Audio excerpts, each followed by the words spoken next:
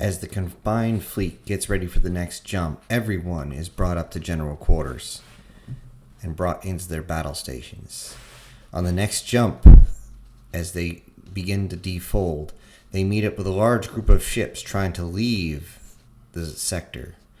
It is clear to the Admiral that most of these ships are setting up a blocking force to allow another small group of dropships to escape to their jump ships. Ships are positioned and fighters are launched in preparation for the assault. The fleet prepares as well, and the Admiral decides to give them one chance. The Admiral calls out, "This is the combined fleet of Earth to all Lyran forces. You are ordered to power down, stand down. We are taking control of this area." There is no response with the Lyran group until, out of nowhere, they begin to fire on the surface of the planet. Almost freaking out, the Admiral orders the fleet in. Sin, unfortunately, has no choice but to sit back and watch on his monitor as the battle begins, since he is strapped into the cockpit of his direwolf. The Tsunami, the ship brought in specifically because it was designed for this purpose alone, long-distance shots with its multiple PPC barrels. Its main guns tear large holes in the enemy lines as the fighters make their way around into position. They have to stay out of line of fire. They risk being hit by their own side. However, this unfortunately just means it slows them down. Though it isn't long, before they're engaging the enemy fighters in a fight for space. The few ships that are trying desperately to leave are getting away until one of them is clipped by one of the Tsunami's shots. The ship is dead in the water as the fleet continues to advance. Once the small ships and the units are out of the way of the main group, or what's left of them, they try to make a run for it.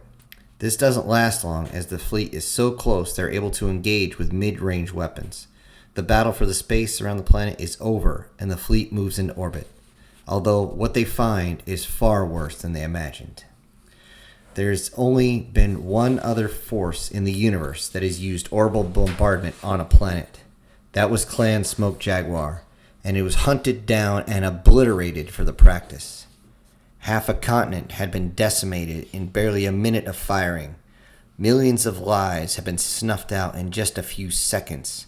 The targets were the major cities that are now smoldering craters. It is nearly impossible to stop the remaining Lyran fighters from being executed as everyone reaches the ground.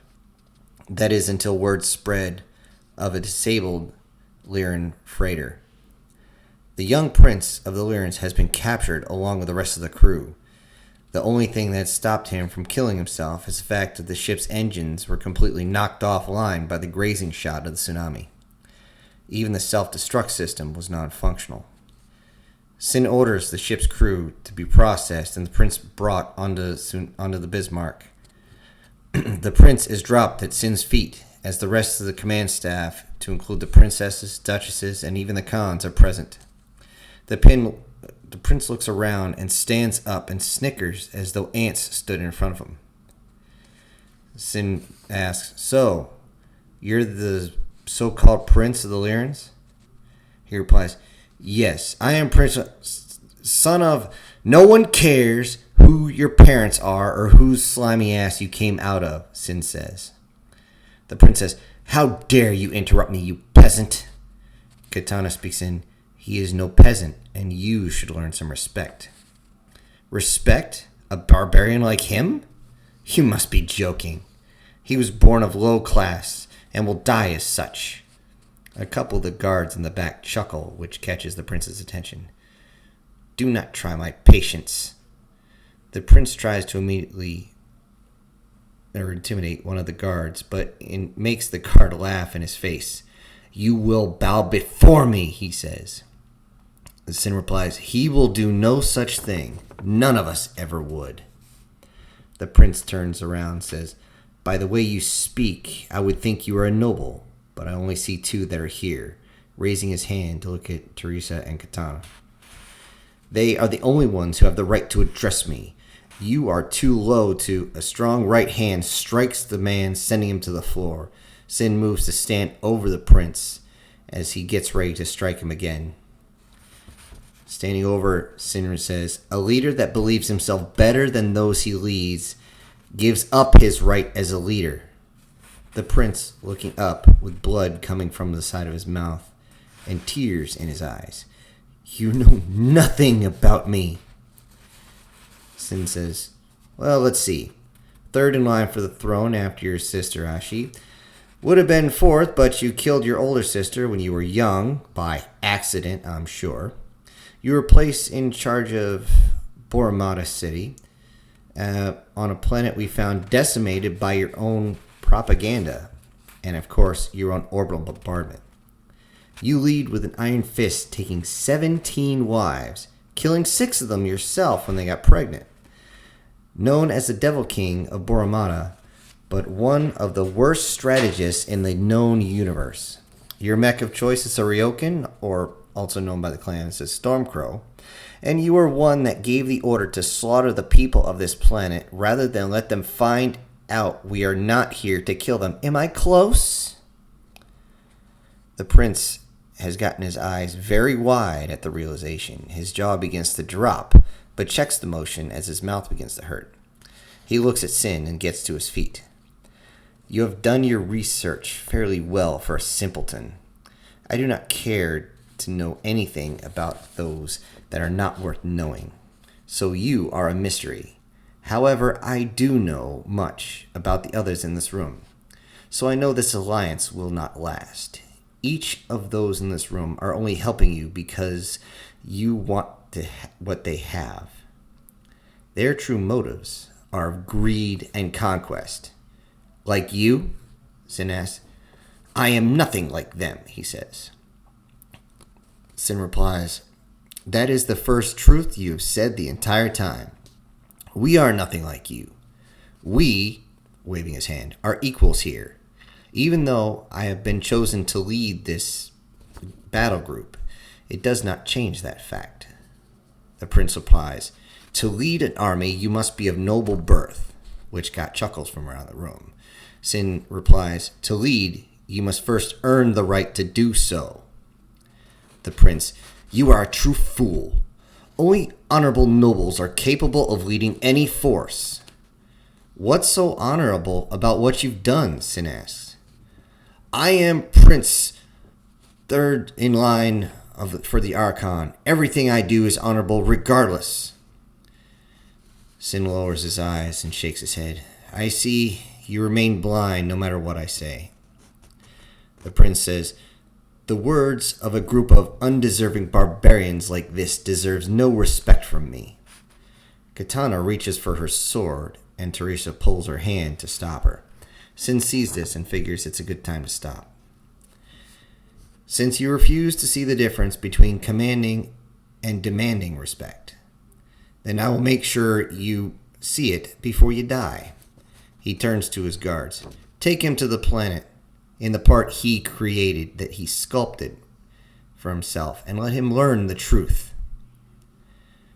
The prince is dragged out of the room, kicking and screaming, spitting at everyone as he does. He's put on a transport and brought to the center of a bombardment area. The transport itself never actually touches the ground, but terminates at a hover approximately 2 meters from the surface. And then the guards carrying him kicks the princeling out of the transport and lets him fall to the ground. With that, the transport powers up and flies back up into space. As the prince gets to his feet, he curses at the retreating transport, then realizes where he is, and curses again. The transport has dropped him off in the middle of one of the decimated zones with nothing alive for almost 1,000 kilometers in any direction. The fleet takes a rest of the ships in orbit and begins to salvage what they can. The majority of the population is undamaged outside those few cities by the bombardment, but the planet will take decades to recover from it. There is little that can be done to the area that's been hit. However, the rest of the planet ends up needing very little help, surprisingly, since it is an agrarian planet. The population is surprised to find that the first ships they see landing are hospital and engineer ships. They think it's an invading army until bridges are being rebuilt and hospitals are being restocked. All the supplies that the Lyran forces tried to take from them is returned in just a few days. It does not take long for the general population to begin to welcome the Earth Force with open arms, but they're still very cautious when they see clanners. Before the jump engines are fully recharged and ready for the next jump, the planet is stabilized and functioning without any interference. This actually makes Sin grin slightly. The contingent of ships that are still needed to repair are set in orbit, while the remainder are ready for the final jump to the Lyran capital. Everyone is in position as the fleet is moved into formation. Sin waits impatiently in the command couch of his direwolf as he listens to the Admiral give orders to the fleets. All pilots on standby and crews are at their stations as the countdown is made. 10, 9, 8. Everyone is on edge, mainly because the Lyrans know that they're coming, and it's going to be rough.